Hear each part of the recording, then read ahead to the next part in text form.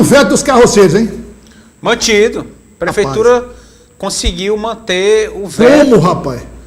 Exatamente. Não só esse, foram 3 vetos considerados polêmicos que foram mantidos hoje na Câmara Municipal de Teresina. Realmente um resultado excepcional atingido pela base do prefeito hoje na Câmara, Douglas. O Elias esteve lá, o Elias foi lá, fez a matéria, conversou, e o Elias Rodrigues vai trazer agora todos os detalhes na reportagem que você acompanha agora. No plenário, clima de tensão, policiamento reforçado. Em cada pronunciamento no debate, reações do público presente. Tanto carroceiros quanto defensores da causa animal acompanharam a votação. Seriam necessários 15 votos para a derrubada do veto do Palácio da Cidade ao projeto que encerrava a atividade dos carroceiros. No entanto, apenas 8 vereadores se manifestaram pela derrubada do veto, ou seja, o transporte por tração animal continua permitido em Teresina. A vereadora Tanandra Sarapatinhas lamentou o resultado. Triste, mas eu já sabia o que ia acontecer aqui hoje. Eu já escutei nos bastidores que a prefeitura estava se articulando e falando em liberar emendas para os vereadores para faltar à sessão, para votar contra. Até mesmo os que deram show aí no plenário, falando que o projeto era importante, que era para o bem dos animais, da nossa cidade. Mas é isso. As pessoas não estão visando o bem da cidade nem dos animais, não estão visando na eleição. Que ano de eleição, ninguém quer botar o seu na reta. E abaixaram a cabeça para a prefeitura. Até os que criticam se juntaram ao prefeito. Alguns parlamentares se posicionaram de forma contrária aos maus-tratos contra os animais, mas foram favoráveis à atividade dos carroceiros. O que eu sou mesmo é a favor dos carroceiros, né? Que ele possa fazer um bom trabalho, que ele possa sustentar a sua família, né? Ali do dia a dia. Até porque minha vida toda fui ajudar a criar a comunidade em Teresina, vilas, né? E eu via os carroceiros limpando a cidade, lá naquelas vilas, aquelas comunidades carentes de Teresina. Portanto, eu estou do lado dos carroceiros. A Associação dos Carroceiros comemorou a manutenção do veto do prefeito. Graças a Deus a gente está muito satisfeito, né? Porque agora eles vão trabalhar, que eles já andavam trabalhando assustado, estava mexendo com o psicológico de todos eles, até do meu mexeu. Então a gente já está muito grato, muito satisfeito mesmo, viu? Que agora eles vão trabalhar com tranquilidade, sem perseguição. Aí tem uma explicação, nós estávamos aqui questionando antes do jornal, muita gente ficou surpresa com a manutenção do veto, mas aí não foi questão de vitória política do prefeito, não, aí foi vitória da causa. A gente analisar mais profundamente, a gente vai chegar à conclusão que a questão é, nenhum desses vereadores quis ficar contra os carroceiros. Que estavam lá em peso acompanhando a votação. Sim, Douglas, verdade. Inclusive os carroceiros estavam lá em peso acompanhando a votação. Esse tipo de movimento não deixa de representar uma pressão aos vereadores. Em ano eleitoral, realmente nenhum vereador que é candidato à reeleição quer se dispor a entrar em conflito com a categoria. É exatamente o que disse também a vereadora Tanandra Sarapatinhas. Ela entendeu o posicionamento da Câmara Municipal por essa perspectiva, de que para a maioria dos vereadores é mais proveitoso adiar essa discussão, deixar para um segundo momento, que não agora, próximo da eleição. Araújo, como disse Eliezer, quem é o vereador que está buscando a reeleição, que vai arriscar, mesmo que não tenha voto, arriscar ter uma classe tão unida como a classe dos carroceiros, fazendo campanha contra, né? Exatamente, Douglas, até porque são mais de 2.000 carroceiros sindicalizados, né? E há se destacar também a participação desses carroceiros no meio político. A gente verificou ali que na primeira votação muitos deles falavam que não tinham outro meio de trabalho, no caso, né? Só apenas o trabalho pela tração animal. É importante, sim, falar sobre a questão trabalhista em si, porque muitos deles mesmo não possuem nem o ensino médio completo. E sim ficariam também prejudicados por conta da questão hoje desse projeto de lei. Mas aí, Douglas, deveria também se colocar em destaque como é que seria o tratamento desses carroceiros após, caso pudesse ter sido derrubado esse projeto de lei, né? Então, Tananda Sara Pratinhas saiu hoje com essa derrota, através então desse projeto de lei que ela vem colocando em pauta há alguns anos, mas hoje foi propriamente dito isso. Vitória hoje da bancada do prefeito e em continuar mantendo esse veto por conta desse projeto de lei dos carroceiros. Aliás, você concorda com a conclusão de que a vitória foi da causa? Certamente, né? A gente tem como pano de fundo da discussão o veto do Executivo, que foi, no meu entendimento, até bem elaborado. Inclusive, quando o projeto foi apresentado na Câmara, a gente chegou a comentar aqui no Dia News que havia ali um vício de inconstitucionalidade, tendo em vista que o projeto criava despesa para o Executivo, né? E foi exatamente nesse argumento que a Prefeitura vetou o projeto, alegando que a proposta causava ali a geração de despesa para o Executivo, que é inconstitucional, por isso estava vetando o projeto. Os parlamentares mantiveram o veto por conta disso, mas também, né, e principalmente pela repercussão política que isso iria trazer aos bairros, às comunidades. É bom lembrar que os carroceiros estão espalhados por toda a cidade, e ter uma categoria tão forte e unida fazendo campanha contra determinados parlamentares, pode ter certeza que isso causa um prejuízo político muito grande. Isso ajudou, né, de certa forma, a favorecer o momento eleitoral, também ajudou a classe dos carroceiros a conquistarem essa vitória no plenário da Câmara Municipal de Teresina. E olha, a Câmara Municipal também manteve o veto ao projeto de lei que fixava níveis de emissão de sons na área urbana de Teresina. Eliezer Rodrigues. O objetivo do projeto de lei era fixar um nível de emissão de sons considerado aceitável em bares, restaurantes e outros locais de eventos na capital. A tolerância seria de até 80 decibéis. Com o veto do prefeito mantido pela Câmara, esse nível permanece em aberto, o que gerou insatisfação entre os músicos. Olha, com muita tristeza, né? Porque a classe da música em si, ela continua sendo prejudicada, né? Um projeto de lei desse, que foi unanimidade aqui na Câmara, agora 8 vereadores votam a favor desse veto, que o veto era para ser derrubado hoje, né? E eles tinham se comprometido com isso. E aí a gente, mais uma vez, é prejudicado, mais uma vez nós estamos sendo perseguidos, porque a classe de música para trabalhar hoje é muita truculência com o músico. Quando eles chegam na casa de show, tratado assim, eu digo que eu sinto isso na pele todo final de semana, então é muito triste. A classe musical não poder trabalhar livre, porque 50 decibéis, 55, todo mundo sabe, qualquer leigo sabe que não dá para trabalhar. Também contrariado com o resultado, o vereador Roberval Queiroz criticou abertamente a atuação do líder do prefeito no parlamento municipal. São vários aqui projetos polêmicos e nesse momento em que foi obrigatório manter a votação, o próprio líder, qual eu votei no projeto dele, se omitiu a votar no projeto que não é meu, é do povo de Teresina, é um consenso da segurança pública, é um consenso da população, é um consenso dessa casa por unanimidade e um consenso de uma audiência pública.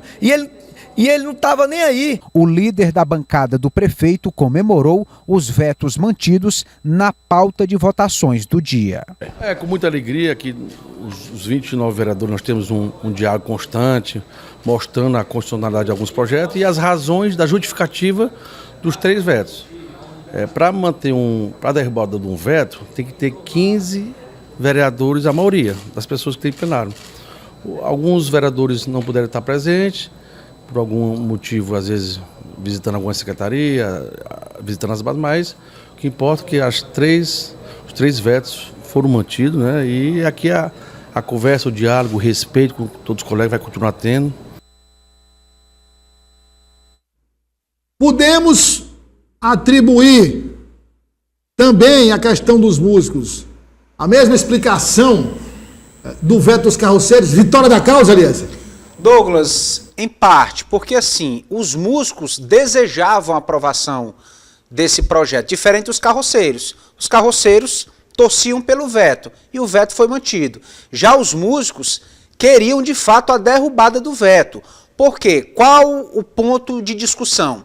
É que é necessário se ter uma legislação que limite, que estabeleça qual o nível de emissão... Aliás, só um detalhe aqui, aí, só para quem está nos acompanhando entender, os músicos queriam aumentar o limite, né?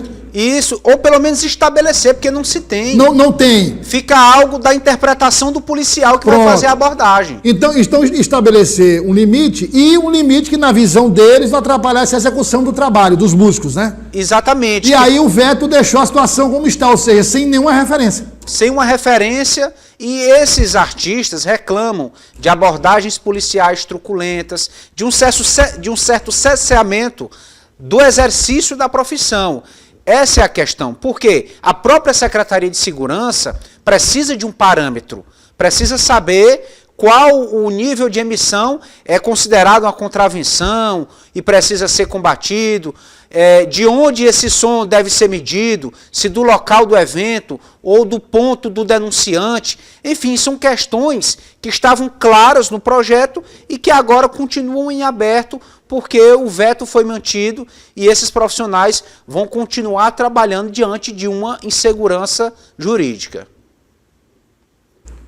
Elias, só pra gente, eu lembrei, eu estava falando com o João aqui, recentemente não houve aprovação de uma matéria ligada ao aumento de decibéis?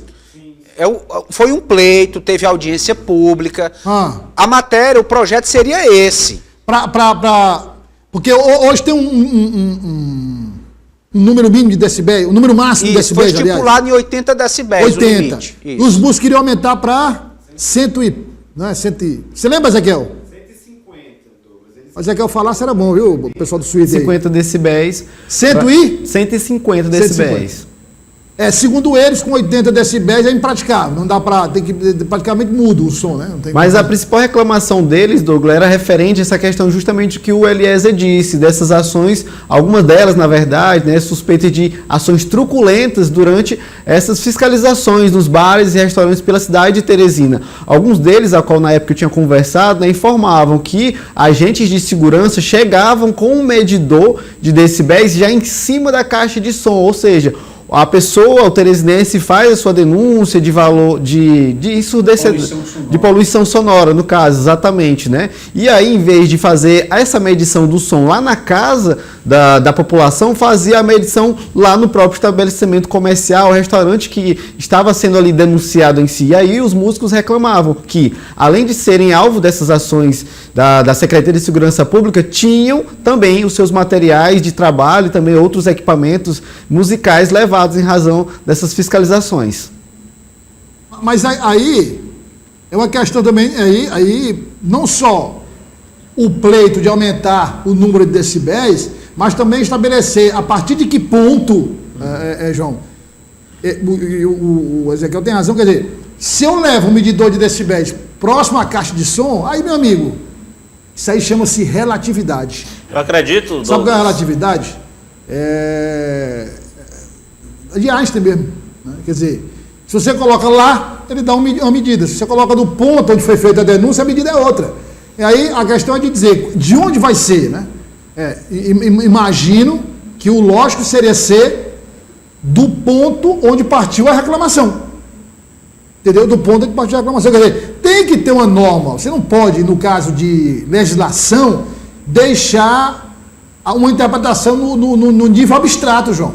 E acredito que cabe também um diálogo aí da categoria dos músicos, donos de bares e restaurantes, com a própria Secretaria de Segurança Pública, né? A gente sabe que a Secretaria de Segurança, o secretário Chico Lucas, é muito aberto ao diálogo, né? Quando se reclama da truculência, acredito que a capacidade de diálogo poderia ali ajudar, né, a melhorar, vamos dizer assim, a atuação da polícia neste sentido também. Agora, uma coisa é certa, quando há regulamentação, ninguém pode reclamar do que está sendo executado. Pode-se até discutir, não gostar da forma como o texto está aprovado, mas pelo menos tem uma base ali para garantir uma segurança jurídica. Acredito que deixar, né, da forma como está, à mercê da interpretação, muitas vezes, do policial que está indo ali naquele momento, muitas vezes estressado, né, atendendo várias ocorrências ao mesmo tempo, isso acaba prejudicando, sem dúvida nenhuma, a própria fiscalização.